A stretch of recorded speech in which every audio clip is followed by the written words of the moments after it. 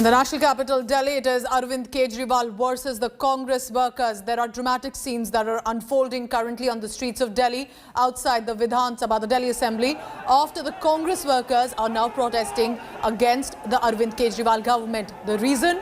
COVID mismanagement. Take a look at the visuals on your screen. Water cannons are being used by the Delhi police against the protesting Congress party workers. The Congress workers are primarily alleging that the government in Delhi, the Aam Aadmi Party, has failed in COVID management that led to the rise of cases as well, but not just COVID. The Congress has also given on its agenda the inflation, price rise, water supply to the residents of the national capital Delhi. Congress party has protested against alleged irregularities in purchase of DTC buses as well. So a combined issues there by the Congress party.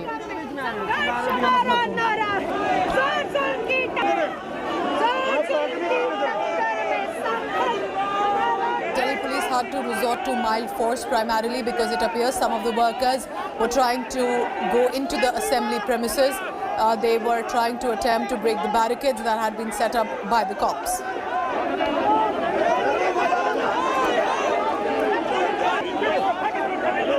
Let's go across now to the ground. My colleague Aishwarya Paliwal telling us about all the latest of this protest. Exactly where is this protest taking place, Aishwarya? I can see Al-Kalama, I can see some of the other Congress workers as well.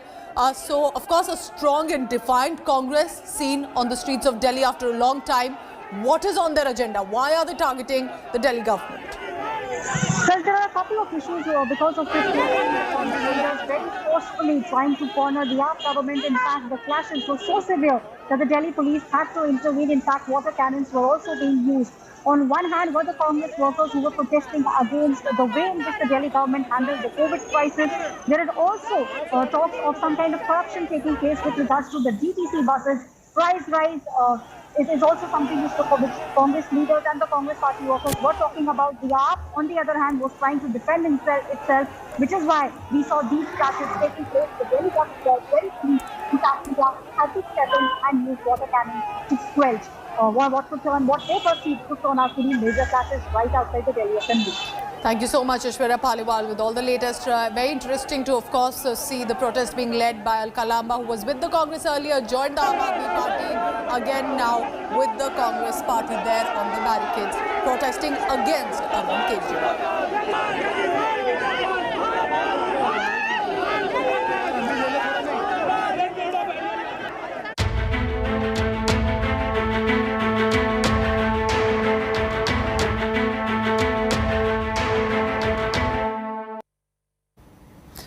Now, in the parliament, another day of pandemonium and commotion. The issue? The Pegasus snooping of phones of activists, journalists and more.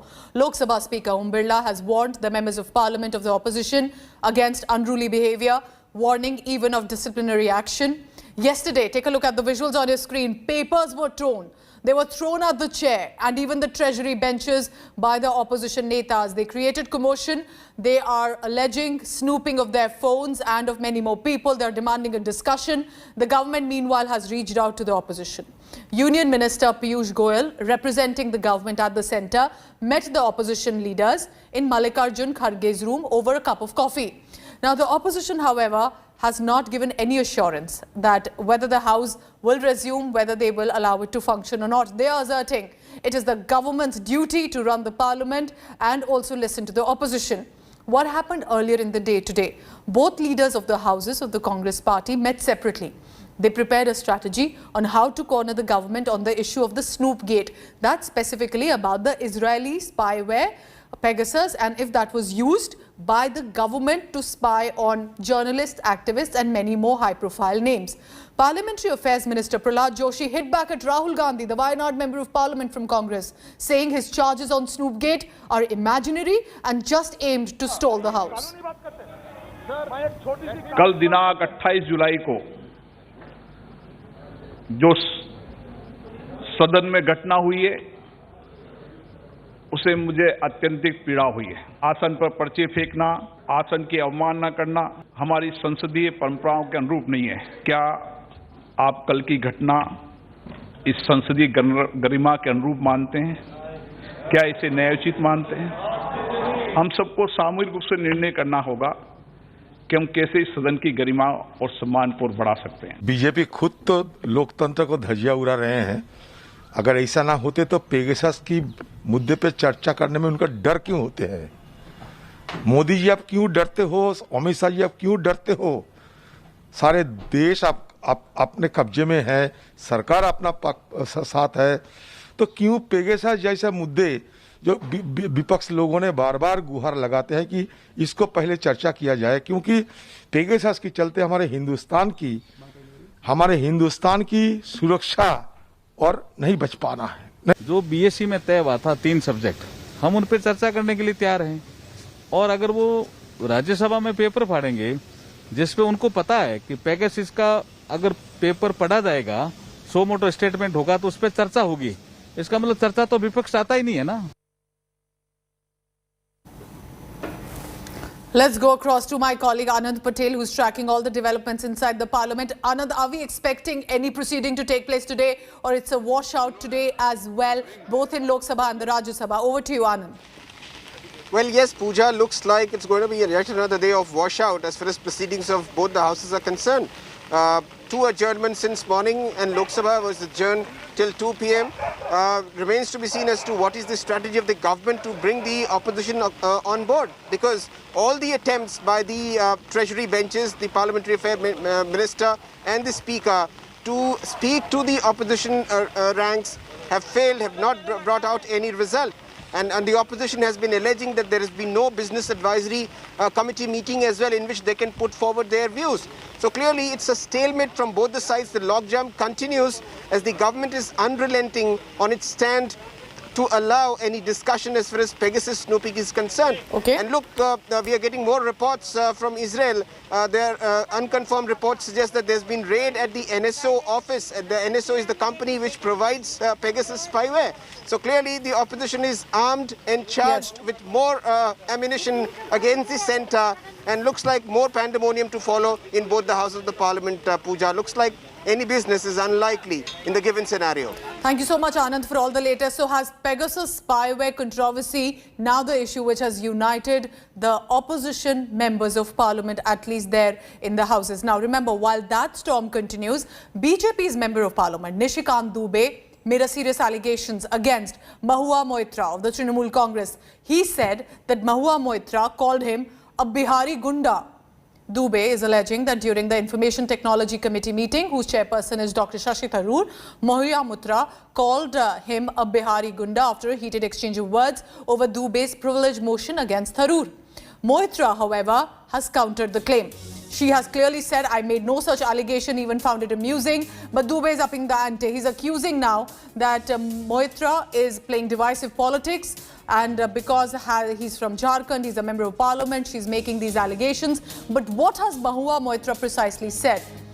She says that no such allegations have been leveled against him by her. Dubey is saying that several opposition leaders were there. He even claims that Congress Neta Shakti Singh Gohil apologized after Mahua Moitra made that comment. Listen in to this. Bihar की गौरव के ऊपर जो है एक बड़ा चोट है, और तृणमूल कांग्रेस का ममता बनर्जी का असली चेहरा जो है वो सबके सामने आ गया है। आज भी इस देश को चलाने में, इस राज्य को चलाने में हमारा बड़ा योगदान है। आज भी यदि रेलवे चलता है तो आपको आश्चर्य होगा कि 40 से 45% पैसा केवल और केवल बिहार और झारखंड देता है। इसके बावजूद भी हम गाली सुनते हैं, तो ये एक बड़ी हास्यास्पद बात है और उनको माफी मांगनी पड़ेगी। इस तरह के देश तोड़क मानसिकता के पार्टी के लोगों के साथ ममता बनर्जी जी का क्या बिहेवियर होगा, आज वो देखने वाली बात है। And now listen in what TMC MP Mahua Moitra, firebrand, very vocal with her views, had to say on Dubey's allegation against her. Since Nishikant Dubey, your colleague, has now gone public and said that you have attacked him and called him a Bihari Goonda during that IT Parliamentary Standing Committee meeting, you need to respond. Is it true that this meeting unprecedentedly was called off because there was no quorum and no telecom or home ministry officials who you had summoned were allowed to come to the meeting, and you in turn called Nishikant Dubey a Bihari Goonda? Rajdeep, I'm very amused at this. I've already tweeted about this, and I'm glad you asked me upfront about this. Now, the IT committee meeting has 29 members, the standing committee, 2 of which have become ministers, so it's 27. Quorum is 10. Out of 10, there were 9 members present and signed in. None of the BJP members, not one, were signed in, and therefore they were not present. Now, I'm supposed to have called somebody a name. Please check the attendance sheet. If that person who he claims I have called him a name, if he were present, then it would have been the 10th. He would have been the 10th name. If he had been the 10th name, there would have been a quorum and the meeting would have continued. No, So are you telling me, one minute, ma'am. Let the audience understand this. To understand, are you telling me that the BJP MPs who are part of the standing committee on IT attended the meeting, refused to sign the register because they wanted the meeting to be called off on Pegasus so that there was no quorum? That's exactly. So they were not there. They were not there. Please check the attendance register. The quorum did not happen. There are 9 people present. I was present. Shashi Tharoor was present. Karti Chidambaram was present. Nasir Hussain was present. Sumalata was present. Nadeemul Haq was present. And Shakti Singh Goyal was present. And about 2 others. Natarajan was present. And 1 more person was present. These were the 9 members who were present and whose attendance has been recorded on the sheet. Because we were 1 short, we fell short of the quorum and the meeting did not take place. It is another thing altogether that the 3 IT Ministry, Telecom Ministry and Ministry of Home Affairs, who were supposed to send their secretaries, did not send them. But we fell short of 1 member for the quorum. Are you telling me, ma'am, Mahua Moitra, that the IT Ministry and the Home Ministry refused to send officials to a parliamentary committee which has summoned them on Pegasus? Absolutely correct. That is correct. They are in contempt if you do not have written permission of the chairman, and the people who were supposed to attend was actually the Telecom Secretary and the IT Secretary and an additional secretary from the Ministry of Home Affairs. They had confirmed attendance and the agenda list was sent out. An hour before the meeting, they informed the chairman they were not coming. They did not take his permission. That is actually contempt of the Lok Sabha, because if you're in contempt of a standing committee, you're in contempt of the Lok Sabha.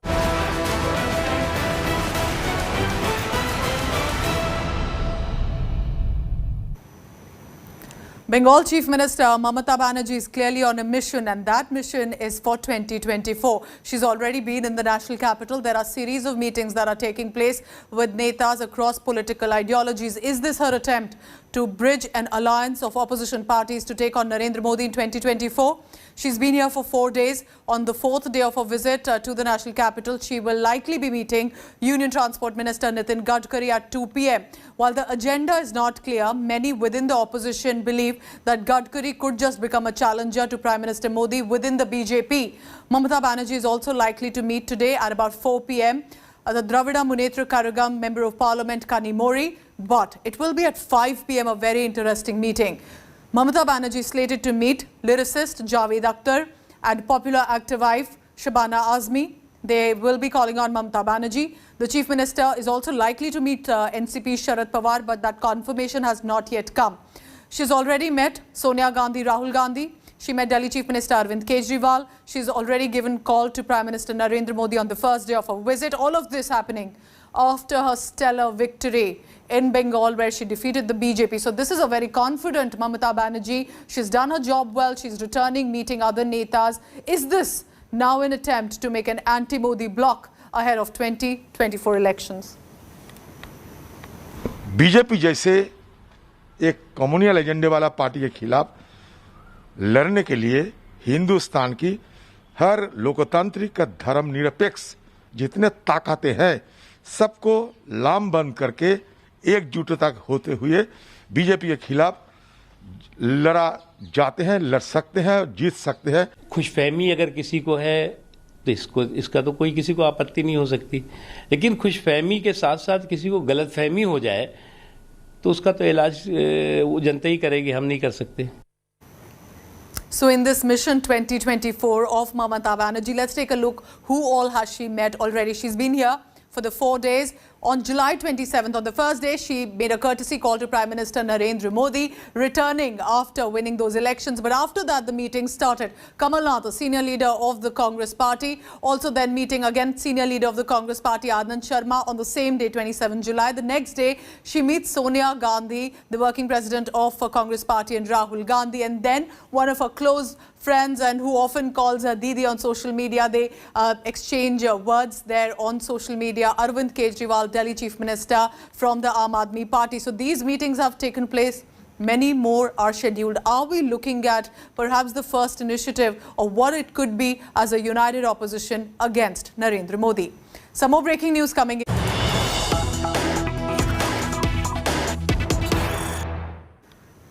We are getting some breaking news from the state of West Bengal. There has been an incidence of violence there. We are getting to know that 2 police personnel were injured in a bomb attack that happened in the Jagdal district of North 24 Parganas in Bengal. Take a look at that visual on your screen. The miscreants hurled bombs targeting directly the police personnel standing there. That has taken place specifically at the Achla Bagan Road in Jagdal on Wednesday night.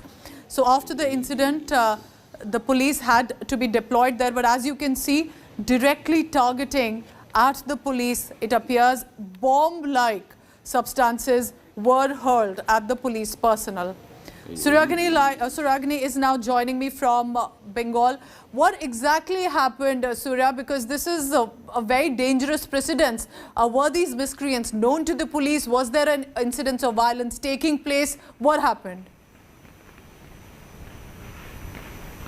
Well, Pooja, the area that we are talking about, Jagadal, it's synonymous with violence, be it normal violence or political violence. Ever since 2019, there have been multiple instances and reports of violence ever since 2019 in that particular area of Barakpur, that is Jagadal, and it's nearing Bhatpara. Now, yesterday night, like today morning at around 12:30 a.m., midnight sometime, 3 bombs were hurled on that particular area, and after that, a huge deployment of the West Bengal police, rather the Barakpur police, was deployed over there. Now, miscreants hurled a bomb-like stuff on the police personnel who was standing over there. So the attack that happened was after the first 3 bombs were hurled on the area, in that area at midnight, and within in a short span of time, almost 3 police officers were injured, wherein 2 of them are very critical in the hospital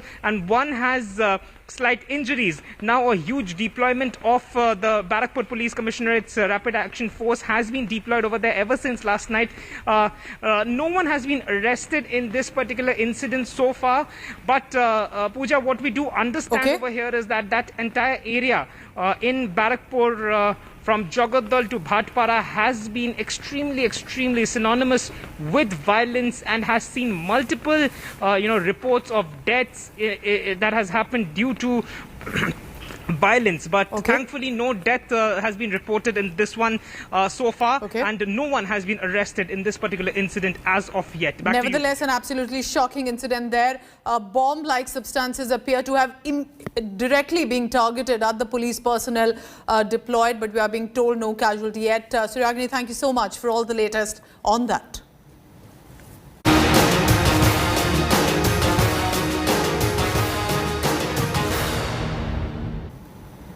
After taking oath as the new Chief Minister of Karnataka, all eyes will now be on the Basavaraj Bommai's cabinet in Karnataka, and we are being told that big changes are expected.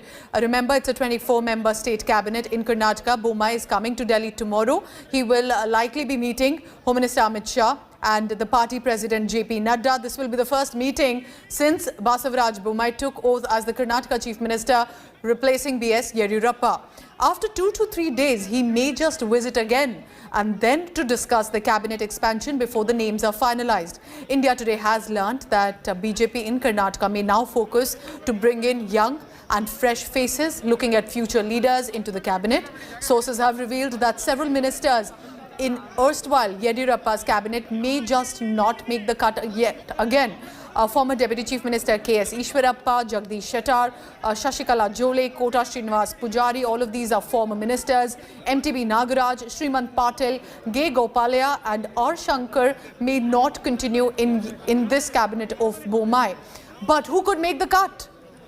K. Purnima, Sunil Kumar, Muni Ratna, Raju Gowda and P. Rajiv could just now be made ministers with Bommai cabinet. However, there is a sense of confusion among the 11 turncoats who had joined the Bharatiya Janata Party, even given the cabinet berths in erstwhile Yediyurappa government, because these defectors fear that they may just be dropped, as the Bharatiya Janata Party want to probably focus on the loyal workers within the party. Sources are also indicating that caste factor, apart from performance, may just also be crucial into the new cabinet formation.